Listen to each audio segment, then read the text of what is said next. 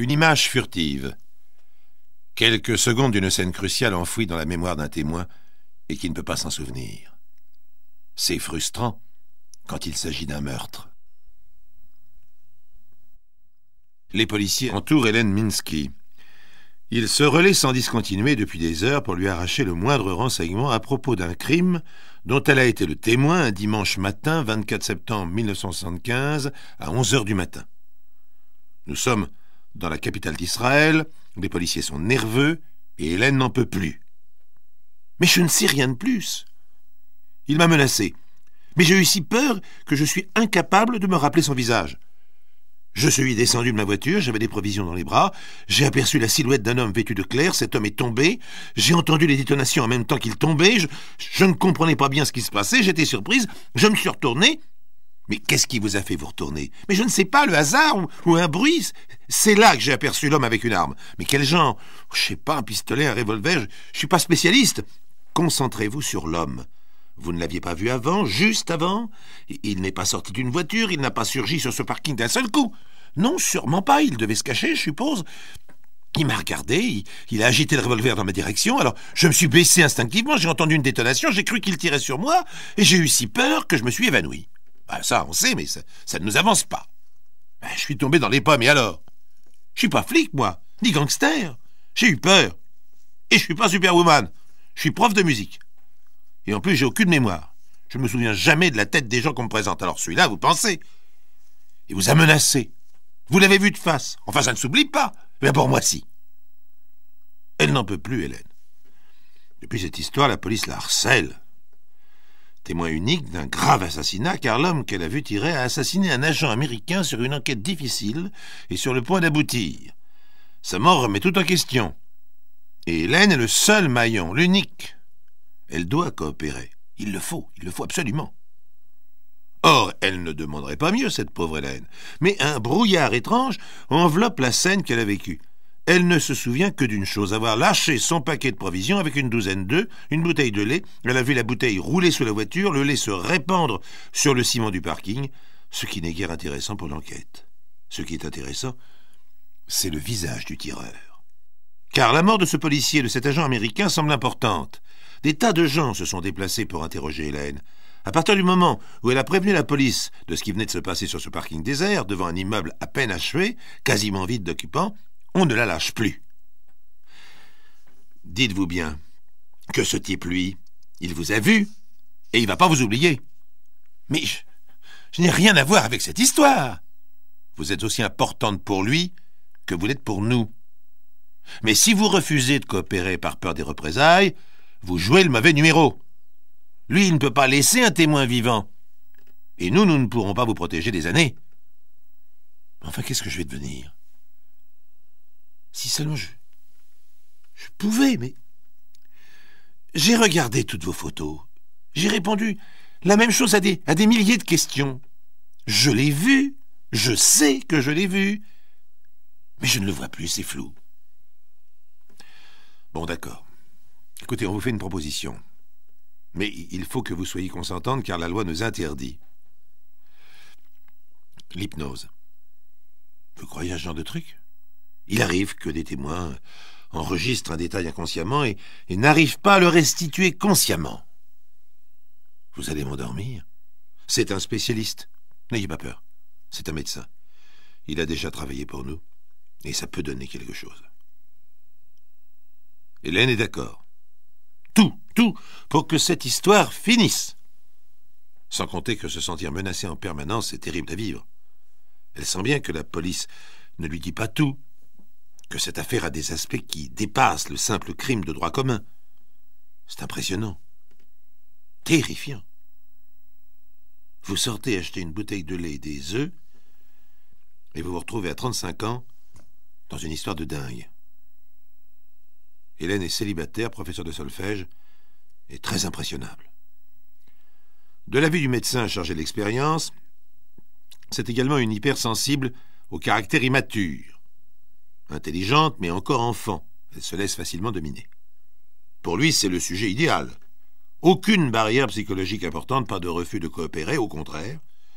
Hélène a accepté le protocole de l'expérience destinés à reconstituer la scène vécue par elle, ainsi peut-être sortiront de sa mémoire les détails fugitifs, la couleur d'un vêtement, les traits d'un visage. Le médecin utilise un objet brillant, une sorte de tige flexible, ornée d'une boule lisse à son extrémité. Il imprime à cet appareil un léger balancement et commence. Vous allez vous endormir.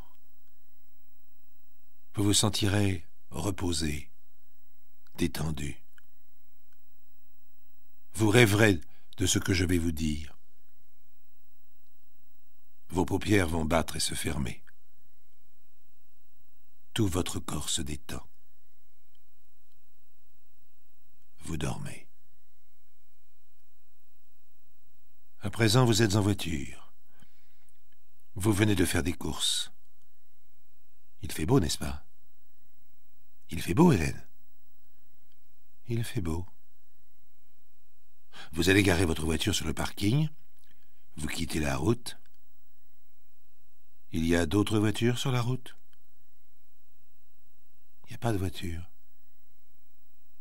Vous êtes maintenant sur le parking.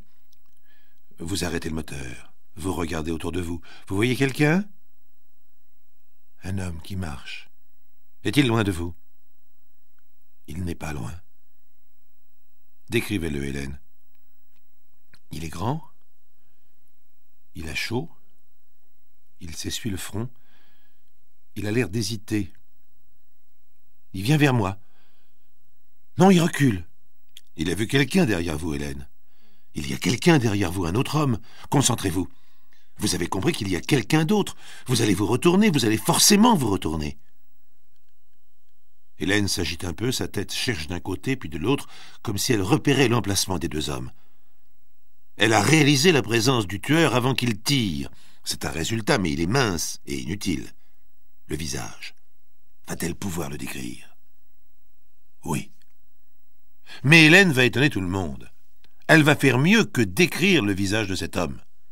L'instant crucial où elle a aperçu le tueur s'est imprimé dans sa tête, enregistré avec l'image et le son. Je l'ai déjà vu en arrivant, oui. Je l'ai déjà vu en arrivant. Il est sorti d'une voiture bleue, une américaine, avec une plaque jaune. Il m'a vu arriver aussi. Il est remonté dans sa voiture. C'est ça, il est remonté dans sa voiture au moment où je me garais. Je prends mes paquets, je me penche sur le siège arrière, je le vois à travers la vitre. Son visage, Hélène, vous voyez son visage? Non, ses cheveux, des cheveux longs, raides, son nez. Oh, un vilain nez rond en boule. Que fait-il maintenant? Je ne le vois plus. Vous avez pris vos paquets, vous vous redressez, vous sortez de la voiture, vous êtes debout sur le parking. Vous ne voyez plus la voiture bleue, vous ne voyez que l'homme qui a chaud, qui avance vers vous. Il recule maintenant, attention, l'autre est derrière vous, vous vous retournez. Non, j'entends tirer, il tire. Combien de fois? 3 fois, 3 fois. Et l'homme tombe, il crie quelque chose. Et qu'est-ce qu'il crie? Il appelle au secours, hein, non? Il appelle quelqu'un. Il crie « Midget » ou « Bridget ». C'est l'homme qui tombe? C'est lui qui crie « Midget » ? Je n'entends pas très bien. Midget ou Bridget. Il tombe, il est par terre, j'ai peur, je me retourne. Que fait l'autre homme? Il tend son pistolet, il va me tuer, il va me tuer! Non, calmez-vous. Il ne peut pas vous tuer. Vous vous cachez derrière votre voiture, il tire, mais il ne peut pas vous atteindre. Vous êtes par terre. Oh, j'ai mal aux genoux. Le lait coule, je vois ses pieds, il avance, il court vers moi, je vois ses pieds, je vois ses pieds! Il vous croit morte, Hélène. Vous êtes évanouie. Il s'en va. Vous entendez un bruit? Vous entendez la voiture qui s'en va? Hélène, vous entendez? Hélène ne répond plus. Elle semble retomber dans son évanouissement de la veille. Les secondes passent, 10, 20, 30 secondes. Puis Hélène s'agite à nouveau et le médecin la réveille doucement. Hélène se redresse en se frottant le genou, ornée d'une belle éraflure, et ne sait absolument pas ce qu'elle a raconté. En écoutant l'enregistrement de son témoignage, Hélène est vivement déçue. « Oh, j'ai pas bien vu son visage, en fait ça n'a servi à rien. » Détrompez-vous. Et vous avez fait mieux. Vous avez dit son nom. Moi? Mais je ne le connais pas. L'agent le connaissait, lui. Ils avaient rendez-vous très certainement. Et il a crié son nom au moment où il a compris que l'homme tirait sur lui. C'est logique, il a été surpris. Il ne s'attendait pas à rencontrer un ennemi, de toute évidence. À l'issue de cette expérience, qu'il trouve parfaitement concluante, les policiers ramènent leur témoin unique à son domicile avec interdiction de sortir. Un garde devant sa porte, un autre à l'intérieur. Soyez tranquille, c'est l'affaire de quelques jours, le temps de loger ce type. Vous savez vraiment qui c'est? Grâce à vous, oui. Ce drôle de nom, c'est un surnom. Mais nous savons à qui il appartient. Vous êtes sûr? J'ai peut-être mal entendu. Une coïncidence comme celle-là est impossible. Soyez tranquille, le surnom, la voiture, la description, nous avons ce qu'il nous faut. On vous tiendra au courant. Ne sortez pas seul, n'ouvrez à personne, faites ce que les gardes vous diront de faire. À bientôt. 4 jours durant, privée de cours, officiellement malade, certificat à l'appui, Hélène est restée cloîtrée chez elle en compagnie de 2 gardes du corps renfrognés. Au bout de ces 4 jours, un officier de police en civil est venu la délivrer. Voilà, c'est terminé, l'affaire est close. Vous n'avez plus rien à craindre. Vous l'avez arrêté? Il y aura un procès, je devrais témoigner? Pas exactement. Mais vous n'avez plus rien à craindre. En fait, l'homme a été tué au cours de son arrestation. Tué? C'était qui, un gangster? Je suis désolé, je ne suis pas autorisé à vous communiquer les détails de l'enquête. Et vous devriez éviter d'en parler aussi. Éviter d'en parler? Mais si quelqu'un d'autre est au courant, ce quelqu'un n'est pas important. Et pour votre tranquillité personnelle, oubliez tout ça. Mais pourquoi? Sécurité. Mais ne craignez rien pour vous. Personne d'autre que la police, et vous, ne sait qui a désigné l'assassin. Et puis il est mort. Manifestement, l'officier n'avait ni l'envie ni l'autorisation de tenir au courant l'unique témoin de cette affaire bizarre. Ah, comment les journalistes l'ont-ils su? On a parlé d'un règlement de compte intérieur à des services de renseignement étrangers, une histoire qui mêlait politique, renseignement et corruption, dans laquelle on ne savait plus qui était la véritable victime, mais où l'on savait parfaitement qui était l'unique témoin, Hélène. Ce n'est pas elle apparemment qui a raconté sa vie aux journalistes, puisqu'elle a refusé de leur accorder une interview. Mais tout ce qui concerne l'hypnose, réalisée par un certain médecin, lui-même signalé par les initiales Dr DL, a été reproduit. Et elle n'a pas nié ce fait.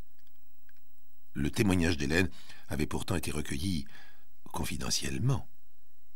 Mais les fuites ne sont-elles pas toujours confidentielles? C'était en 1975. Hélène vit-elle toujours?